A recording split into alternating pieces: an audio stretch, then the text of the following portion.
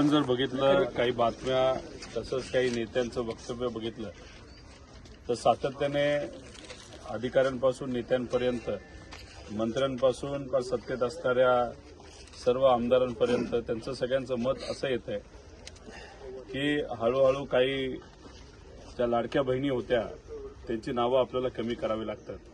त्याचा अर्थ एकच होतो की या लाडक्या बहिणींच्या मताचा वापर राजकीय दृष्टिकोनातून एकदा करून घेतल्यानंतर आज त्यांची काही जरूरत राहिलेली नाही आणि मग आकडे हे मोठ्या प्रमाणात कमी होत चाललेले आहेत। कदाचित पुढच्या 2-3 वर्षामध्ये आपल्या सगळ्यांना जाणवेल की जेवढ्या महिलांना मदत ही सरकारने इलेक्शन पूर्वी दिली होती आणि मदत देत असताना 1 महिन्याचं सोडावं, इलेक्शन बघून 2-2, 3-3 महिन्याचे एकसाथ पैसे त्यांनी दिले आणि आता मात्र पैसे देण्याच्या बाबतीत ते दुजाभाव कुठेतरी करतायत।